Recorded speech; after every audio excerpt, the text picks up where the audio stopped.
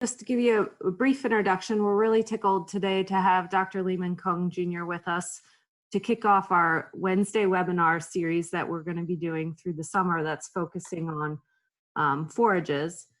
And Lehman is the S. Halleck DuPont Professor of Animal Science here at the University of Delaware and heads up our dairy nutrition and silage fermentation laboratory. So Dr. Kung has his BS in animal science from the University of Hawaii, as well as his MS in ruminant nutrition, completed at the University of Hawaii, and finished his PhD in dairy nutrition at Michigan State University. And his particular research interests focus around improving the stability, the aerobic stability of silages with microbial and chemical additives, as well as understanding how additives affect the microbiome of silages during fermentation and aerobic spoilage, and then also the use of exogenous enzymes and direct-fed microbials to improve ruminal fermentation.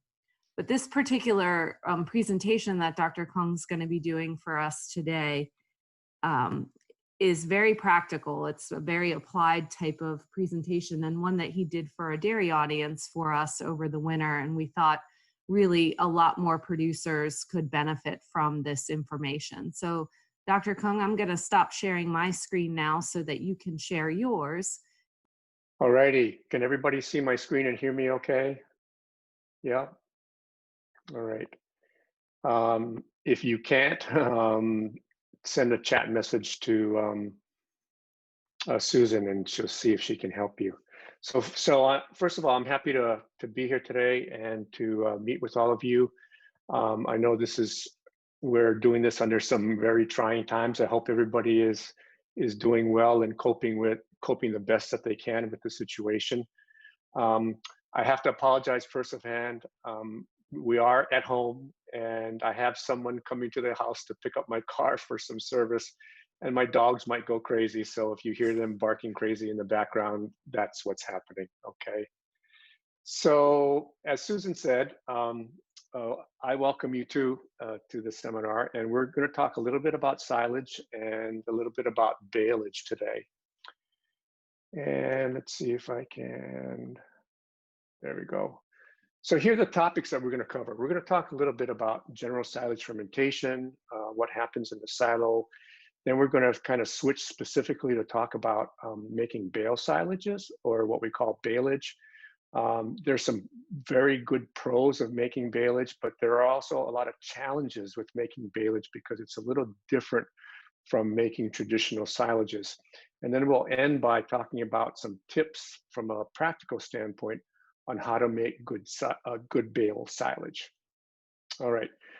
So if we just start off to talk about what the goals of making silage or baleage are, and this should be for any type of silage that goes into any type of storage context, whether it's a bale, a bag silo, a bunker, drive over pile, it's all the same. Our goal is to, first of all, at the front end of what we call fermentation, where things are moving really rapidly, the bugs are fermenting, things are changing in the silo very rapidly.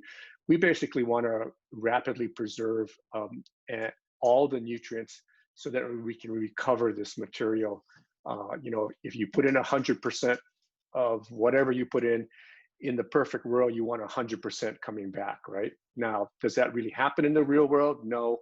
So we've got to, but the main point that we're trying to get here is that we want to have that number of whatever recovery we're talking about to be as high as possible. At the back end of fermentation, which I consider what happens during storage and feed out, we want to continue to have preservation of nutrients, and we want to have really good, what we call shelf life, to make sure that these silages remain fresh so that when we feed it to cows, we can maximize intake by these animals. Obviously, silage that has spoiled and has had a very bad aerobic, what we call aerobic spoilage, is not consumed very well by animals, and so that's not something that we want to have happen at the farm. So before we even talk about silages, I think one of the main things that I always like to stress is that we have to remember that, you know, when people talk about silage quality, at feed out, it really is a result of a couple of things. And the first thing that's very important is that the quality of what you start with at harvest really dictates everything that happens thereafter. And then two, how you manage that forage during ensiling and storage and feed out can also affect what's happening at the end of the day. But the old adage is, garbage in, garbage out, right? So that means that if you're harvesting forage that for whatever reason got away from you, let's say it was an alfalfa crop, it got rained on 2 or 3 times, it got slimy in the windrow, and it was very overly mature, that's what you got. It's not going to be better when it comes out of the silo. And so if you start with bad material or poor quality material, it certainly is going to be poor quality coming out. On the other hand, you can start with really high quality material and have, let's say, the best corn silage crop or the best alfalfa crop you ever had in your life. But if you don't manage it well when it goes into the silo and things happen to it during storage and feed out, then you could actually destroy that crop and make it worse. And I think most people realize that under normal situations in the field, we have losses of dry matter and nutrients that are probably in the range of about 5 to 15%. Obviously, lower numbers are better. And of course, in silos that I've seen over the years that are, say, poorly managed, not being covered at all, dry matter nutrient losses can be in excess of 15%, as much as maybe 25 or 30%, which obviously negatively affects net farm income. So just some thumb rules. I'm not going to spend too much time on it. The slides are here. You can have access to this. Susan will send you, I think actually sent this out. And if you don't have a copy of this, send me an email or send me something in a chat, and I'll make sure that I send you a PDF copy of this. But these are just some thumb rules I use for high producing dairy cows when I'm looking for, what's good and what's not good from a quality standpoint. So for alfalfa, something in that 35 to 40% NDF and 35 to 45% dry matter. Suboptimal would be, anything that's more than 50% bloom, more than 50% NDF, anything too wet, less than 30% dry matter, anything too dry, which would be more than 50% dry matter. And then for grasses, especially again, high producing cows, you want to be in the early boot or boot stage, 30, 35% dry matter. You don't want to be headed out. You don't want to be too wet. You don't want to be too dry. The corn silage sweet spot is somewhere around 35% dry matter, plus or minus a couple points either way. You obviously want to have a good processing score, and then not too wet, not too dry again, and not a low score. And of course, these are gross thumb rules, and the values may vary based on individual farm conditions and needs. Obviously, if you're trying to bring in something for dry cows or heifers, do you need 35, 40% NDF alfalfa? Probably not, right? But if that's what you're kind of trying to put up to high producing early cows in early lactation, then this is very important for those types of animals. Okay, so let's just take a step back and look at what an ideal fermentation looks like in the silo and what good storage conditions are. So this graph shows what happens in the front end and what the back end, time, days of ensiling, high and low. You don't need to know the numbers, it's all relative. But if we start out with chopping material, putting it into silo, packing it really well, putting plastic on, tires, getting the air out of the system, what happens if we were to look at the sugar content in the silo is that it starts off relatively high and it drops over time. Good lactic acid bacteria will convert those sugars to lactic acid, and so it increases with time. That drops the pH because lactic acid is a strong acid. There's a little bit of acetic acid made. And then what you can see is in the front end of fermentation is in the beginning, things are moving and changing quite a bit. The key in having a really optimal fermentation is to have all this change occur in as short a period of time as possible so that you can reach the plateau here that we see later in fermentation.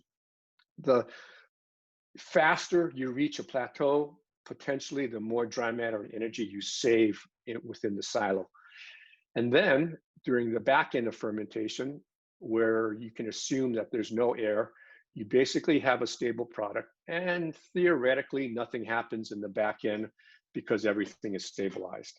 And then of course there's some heating over time. If you look at the temperature, that occurs, it'll go up and eventually go back down. And if your back end is stable, temperatures should be low within the silo and nothing should be changing very much over time.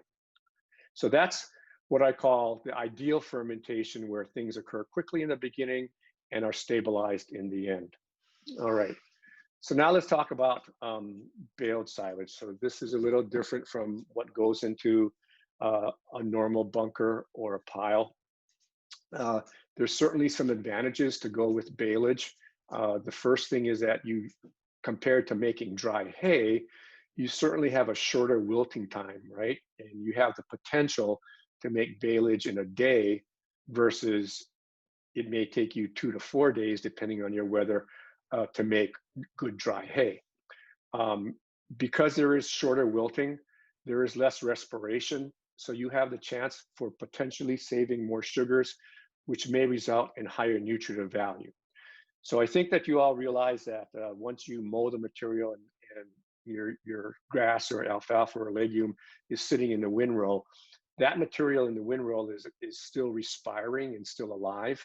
And unfortunately, it's kind of in a futile cycle. So what happens is that the plant is trying to stay alive, it's burning sugars, but it's not really growing because it's not in the ground and doesn't have its roots there. So you basically are allowing the plant to burn the sugars off and respire that into CO2 and not save those sugars so that you could have a really good fermentation.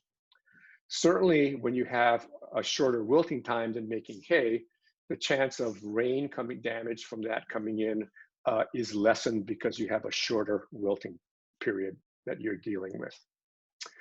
Some other advantages with baleage are the fact that you potentially have less field losses because there's either less tedding or no tedding and raking, so that you have potentially lower leaf loss in legumes. It also allows for segregation of forages by quality. So what that means is that because you have individual wrapped bales, based on whatever quality you have or the conditions that occur during that harvest, it basically avoids you from committing poor quality silo forage into one expensive silo. And, for example, a small farmer may only have one bunker silo that he has to put multiple cuttings in.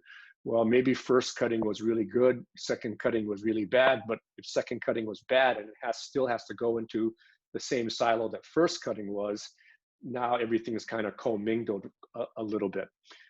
When you have baleage, if the cutting got away from you for whatever reason, certainly you can then segregate and note that these bales were poor quality or that these bales were high quality, and then you can target that to the animals that you want to feed them to. All right. The other advantages is that we obviously see input from the field where animals that are fed baleage do quite well because the nutritive value can be high. It has good palatability. The other good thing with baleage is that there's a lot of flexibility in terms of storage and placement, obviously, because these things are small and partable. There's certainly less lower capital investment. You don't have to pay for a pad. You don't have to pay for walls. You don't need to have super expensive harvesting equipment to bring this material in. And you do have the ability to actually move it and to sell it if, short term, which you can't really do really easily if you're dealing with a large bunker or pile silo. So there are several types of baleage systems that you can use to wrap these. I'm not going to spend a lot of time on these. I personally don't have a lot of expertise with these, but I have seen many of these in the field operating quite a bit. I spent quite a lot of time down in Florida with Jim Waite and Southern Silage, who does a lot of inline tube wrapping like this. So the inline wrappers are pretty fast in terms of the tonnage that they can wrap per hour. There's certainly less plastic that's used. Inline wrappers are usually really common for really large operations, but the machinery does cost more. And there tends to be a little bit more waste because of the way that the tube is, and the fact that once you open one end of the tube, if the tube's not wrapped really tightly, you potentially can get air running through the tube and causing silage to spoil. And so, of course, because these bales are not individually wrapped and multiple bales are in a tube, as you can see in the picture here, it is a little harder to move or to sell this material if in fact that is something that you're interested in. Individual wrappers are better for smaller farms. You can stack and store them easily. You can move and sell them. There's usually a little bit less waste from spoilage, but it does use a little bit more plastic because of each bale having to be wrapped individually and completely around the whole bale itself, and not just the length of the bale that happens in a inline tube wrapper. Now, there are certainly challenges for making baleage. The first thing I'll talk about is moisture, and that moisture can be limiting for fermentation. So one of the things that we realize is that whenever we make silage, silage does need a couple of things to make it go. First of all, it needs sugars that are available for the lactic acid bacteria. It needs lactic acid bacteria, which are on the crop to grow. They'll take the sugars and ferment, but those bugs and those sugars have to be mixed with water, and it has to have what we call available water for the microbes. So we know that in baleage, there is relatively low amounts of available water for fermentation. You know, if you think about people that are making baleage, this material usually is not finely chopped like it would be if it were going into a silo. And so that means that even though there is moisture there, a lot of that moisture is actually trapped within the stems of your grass or your legume, and is not always 100% available for the microbes to grow. And we know that as moisture that is available starts to decline as silages or forages get drier and drier, this tends to do two things. One, it slows the rate of fermentation, so the speed at which fermentation is slowed, and also the extent of fermentation is limited when dry matters increase and moisture becomes less available. You know, think of it this way: I could have two windrows in a field, and one I harvest at 45% dry matter, 55% moisture, and the other windrow I make dry hay. The reason that dry hay doesn't ferment, even though it has the same lactic acid bacteria, it has the same sugars, it has the same protein, but the hay doesn't ferment because the available water is not there, right? And so this is, you know, if you think about baleage being somewhere at about 50% dry matter, 50% moisture, plus or minus, we're getting into the territory where that starts to limit both the rate and the extent of fermentation that's occurring within the bale. The other thing that happens is that because fermentation is slow and the rate of and the extent of fermentation is limited, this causes undesirable microbes to have more time to compete within the bale, and it also results in us having a more difficult time in stabilizing this silage, because the amount of acids that are produced in fermentation tend to be on the low side. So let me just show you what happens with, let's say, these could be two different dry matters or moisture levels of the same crop. It could be the same field, but one was brought in wet, pH drops very quickly. So I'm going to say this is an example of something that's 30% dry matter or less. And then the same crop, if you wilt it to maybe 40 or 45% dry matter, that's basically what the drop in pH would look like. And so here you can see not only is the rate slower in the drier material than the wet material, but the final extent is less than in the wet material. Now, if you just look at this and you say, well, okay, well, I want silage to ensile really quickly, why don't we just put up everything wet?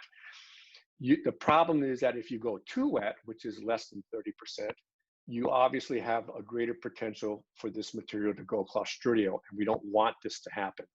So we really want to have something kind of someplace in the middle here, not too wet, not too dry, wet enough that we have a decent fermentation that produces enough acids, but not too dry that we restrict fermentation so much that we don't create a stable product.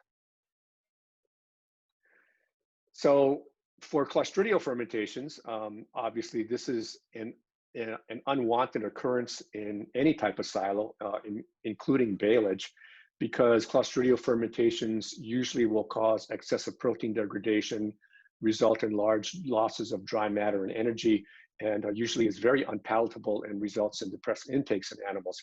And of course, Clostridia like really wet conditions. They like it when the pH is high. And of course, when you put up alfalfa, for example, that's somewhere between 25 and 27% dry matter, and do the reverse for moisture, Clostridia really have a good chance to take a stronghold there in those really wet silages and make butyric acids types of fermentation. And this is what a Clostridial fermentation tends to look like. You can see sugar content a lot of time in these Clostridial silages started off quite low. Lactic acid never gets really high. There tends to be more acetic acid than lactic acid. The pH stays high and actually increases over time, because after a while, you'll see the fact that butyric acid increases quite readily and actually degrades lactic acid, which causes pH in the silage to go up and basically ends up with a stinky Clostridial silage mess. Interestingly, Clostridial silages don't reheat, so you never see hot Clostridial silages, but all the damage was done here early on when the silo basically underwent an undesirable fermentation. And ammonia goes up.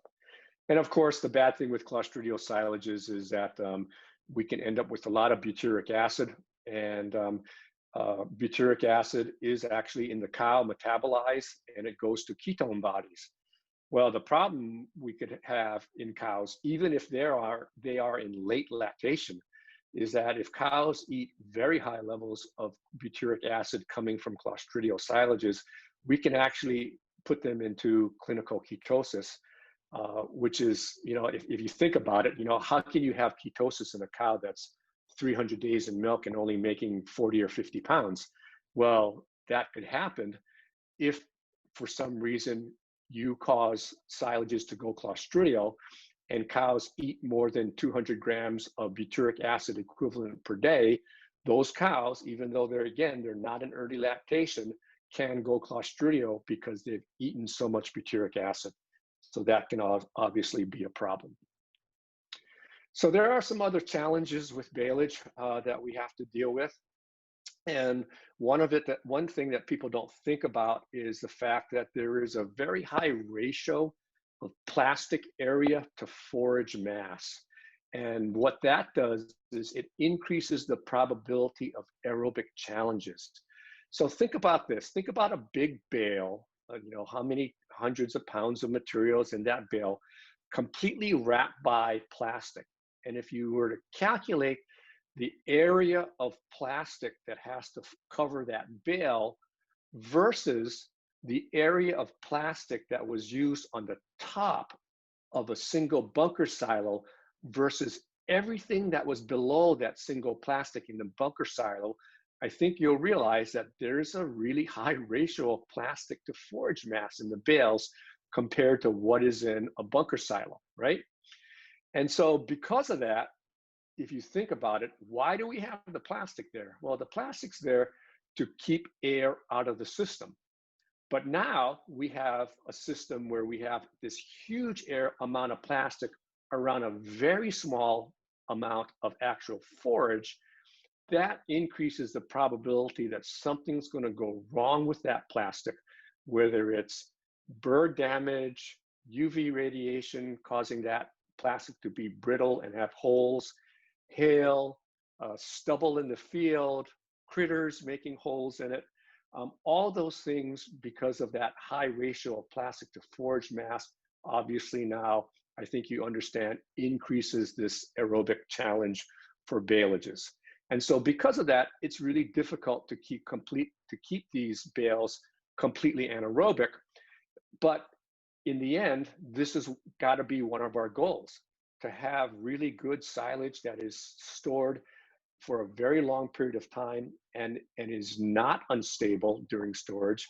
We have to keep air out of the system. And so I think it's obvious that the small mass of the bale too is also affected by environmental conditions. You know, the silage mass may not be in a steady state condition, no matter how well your plastic is surrounding your bale. So think about this. You've got a small bale and it's 110 degrees outside because you live in Arizona or California someplace. Okay, so this may not be true necessarily if you live in Wisconsin or even Delaware. We never get temperatures that hot. But certainly in places where temperatures get very hot or very cold, in a small mass, that mass can be affected a lot by what the environment is, right? Compared to a really large bunker silo whose core probably is not affected at all by what the conditions are outside, right? I mean, we know that we've put in data loggers measuring temperatures in the cores of large bunker silos in Wisconsin. And we know that in the middle of winter, in January or February, when the outside temperature might be, you know, outside of standing in front of the silo, could be minus 20 degrees, the core of that large bunker silo is still probably 85 degrees Fahrenheit because it is so well insulated. That is not necessarily true with a bale silo, right? Because of the mass of the bale. So that means that under very hot conditions or very extreme cold conditions, that bale is potentially getting warmed up or freezing, or warmed up and freezing. And I guess my analogy, which is maybe not the best analogy, but it is one that I tend to use a lot, is to say, like, you know, how many times can you take a steak that's frozen out of a freezer and thought and rethought and thought and rethought before something bad happens to that steak, right? So think about a small bale, hot, cold, hot, cold. How many times can that happen before something is potentially negatively affecting that bale? So that's a challenge.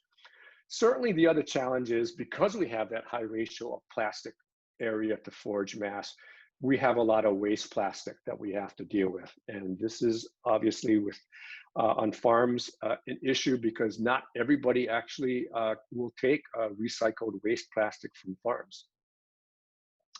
Another challenge with bale, which is basically, you know, I talked a lot about this with the plastic to mass area, is this excess air stress that these bales have.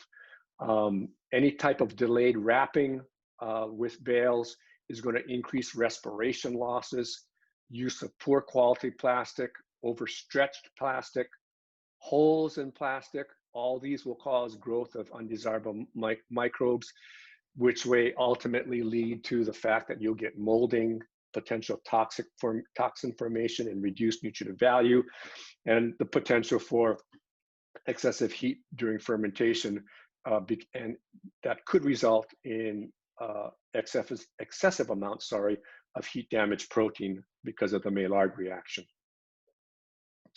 So let me just show you the ideal fermentation, but with not so good storage conditions that could happen if you have plastic challenges with any type of silo, including a bale silo, silage. So the start is what we saw before, ideal conditions. But if during storage and or feed out, we expose this material to air, we have this cascade of bad things happening.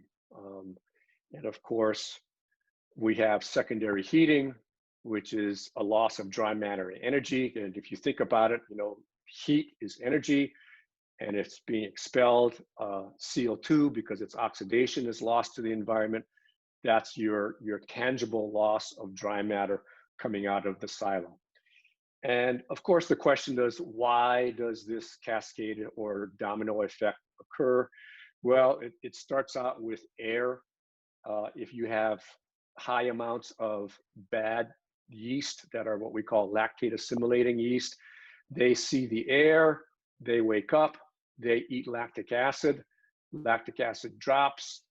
These microorganisms also utilize sugars and other acids.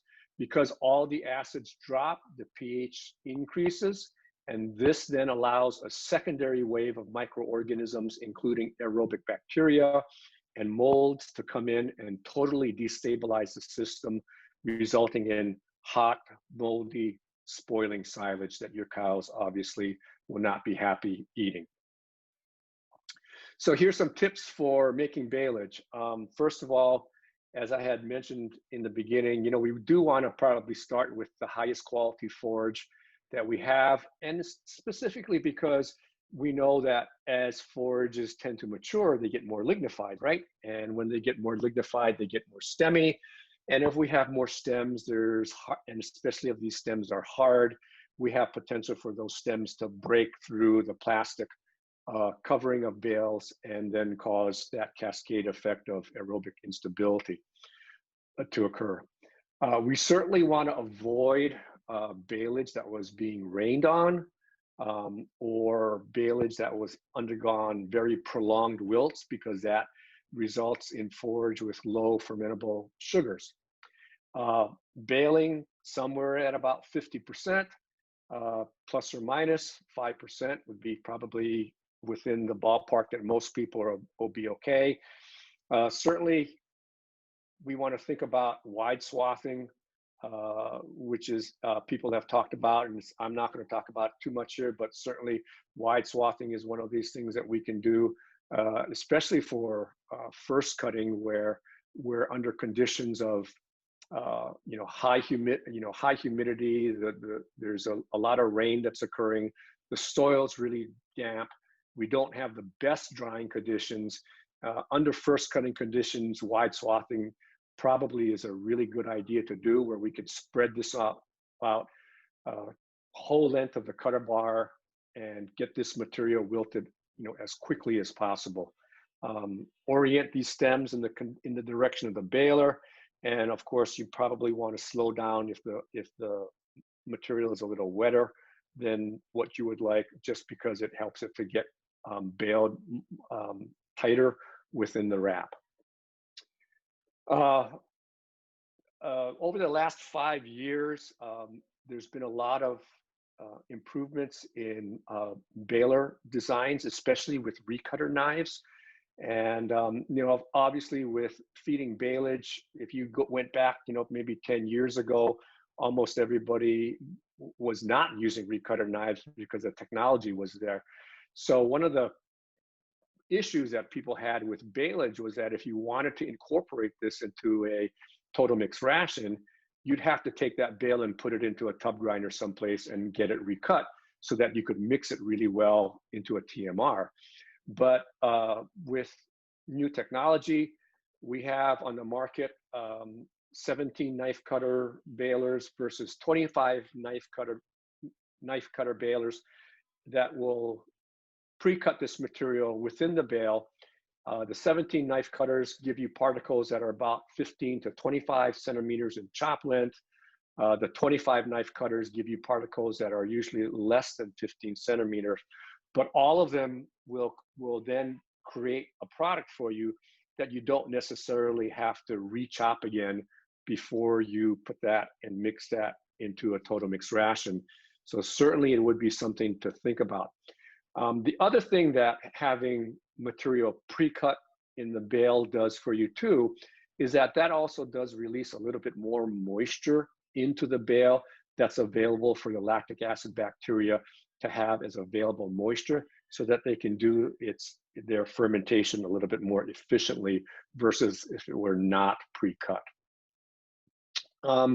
We do want to make sure that we wrap this material with high quality plastic that has UV protection, and most of this high quality material all have tackifiers in them. I think you guys all know what that is. It's that dusty fine powdery material that's on the plastic that actually helps the plastic to stick to each other. They call those tackifiers. Probably important in the square bales. There's also new oxygen barrier plastics that are being made available for baleage as well. It's pretty new material that has just come out in the last couple of years. So I personally have not had any experience with them, but I think you should be on the lookout for them, and hopefully there'll be some research done in the next several years that look at this oxygen barrier plastic specifically for baleage. Now, what's also really important for baleage is the wraps. The thumb rules that most people talk about are to use about 6 to 8 layers that are either 1 to 1.5 mil thickness of plastic. That's usually 25 to 40 micron film. If you're going to store for a prolonged period of time, or you've got very mature material, you probably want to go to about 8 layers.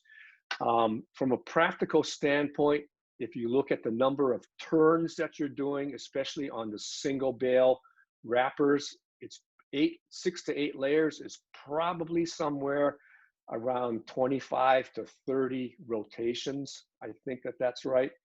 And that'll get you that 6 to 8 layers over the whole thing once that bale comes out of the wrapping area.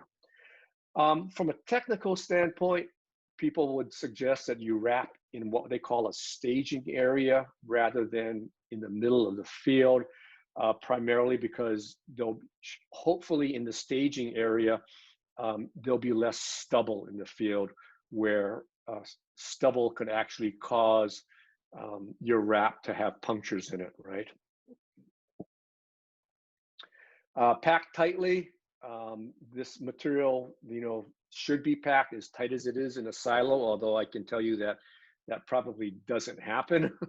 But if you were just to go on pounds of dry matter per cubic foot, I see a lot of stuff that goes up probably less than optimal, in that maybe 8 to 10 pounds of dry matter per cubic foot, when it really probably in the perfect world should be going up in that 13, 14, 15 pounds of dry matter per cubic foot. And that would be optimum, because obviously the tighter you pack it, the less residual air that you have within the system. What's also, if you look at almost any extension fact sheet out there that talks about wrapping baleage, every one of them for sure talks about the fact that you need to wrap quickly, and that getting this material wrapped and sealed with plastic as soon as possible is definitely a key in making good quality baleage. If the ambient temperatures are warm, you want to try to get this wrapped within 2 to 3 hours. If it's cooler weather and something first cutting or something that's really late cutting, get it in within 8 hours, but certainly try to get this stuff wrapped within the day that you're putting it up, and not waiting a day or 2 or 3 days to come back into the field and wrap these. Because remember, the longer that this material is not wrapped, the longer that this material is potentially exposed to air, and air causes respiration, and you're not going to get fermentation to start as quickly as it should. Wrap bales probably should be removed from the field as quickly as possible too, and stored where they should be, where you want them to be, rather than just to have them sit there for a couple of weeks or a couple of months, because that obviously encourages the chance that there could be damage from critters, etc. I borrowed some of these photos from Jim Waite from Southern Silage down in Florida. These are inline pictures, as you can see. I show these specifically because there's probably too much space between the bales that you can see here that result in air pockets. And of course, air is a problem because air causes that cascade event of aerobic instability to occur. So not only do you want these things wrapped quickly, but you want them to be packed tightly end to end without air pockets within the inline tubes. Stack on their ends, not on their sides. And of course, this is textbook. One of the big reasons that you don't want to stack them on their sides like this is that, especially in very wet bales, you end up with deformation of the bale. And then potentially when that gets wrapped, you have more air pockets that are occurring under the wrap, which could cause issues in terms of fermentation and aerobic instability. Bales should be stored in a clean, safe location, hopefully in some place that's well drained, clear of rocks, not a lot of trash or well mowed. You don't want critters running around here. If you store them near the road or near the barn or any place that you have high human traffic or tractor activity, certainly that minimizes animal damage because the critters tend to stay away from where humans are. Stack them on their flat ends, no more than 3 bales high. Avoid stacking if moisture is really high. Shady areas are better. And of course, you want to check for holes and patch the holes if you can on a regular basis. Again, even one little hole in a big bale could cause havoc to the whole bale, depending on the timing of that hole relative to you actually going to the bale and feeding it out. A hole that occurred yesterday and you're feeding it out today probably is not going to make a big difference, but a hole that occurred 2 or 3 months prior to you opening that bale out could result in a quarter of the bale being spoiled, or maybe the whole bale being spoiled. Baleage in general, because of the small mass, I always tend to suggest that people feed this material out as quickly as possible. I would not make bale silage and with the intention that I was going to save it for more than 9 months to 12 months and save it in my inventory and feed it out, a year later. I think that's just asking for trouble because of the potential for plastic to be damaged and for poor fermentations to occur. Remember, the longer this material is sitting in plastic someplace, the higher the probability that something's going to go wrong with that plastic, either from critter damage or plastic getting brittle, or from hail or birds or something happening to that. So make it, ferment it, and use it as quickly as possible if you can. Most of this bale silage needs to be sitting for about 4 to 6 weeks before feeding. If you are going to feed it free choice and it's not going into a TMR, certainly use something like a ring feeder here, because it certainly does minimize trampling waste that occurs if you just throw the bale out in the middle of the field and animals are actually walking on this. Okay, so we talked about a lot of things. Here's my summary. Baleage can certainly be a real economical way to store quality forages for ruminants. The advantages for making good bale silage increases with high quality forages. Baleage presents several challenges, however, and so we have to make sure that we have good management that can result in high quality fermentation and high quality material during storage and feed out. And the keys to all of this, obviously, are around management of the bale, which include correct moisture, quick and adequate wrapping that minimize the chance for aerobic exposure, and to make sure that we end up with this high quality baleage that we can feed to our lactating dairy cows throughout the year. Alrighty, I am done. I'm going to stop sharing and I'm going to turn it back over to Susan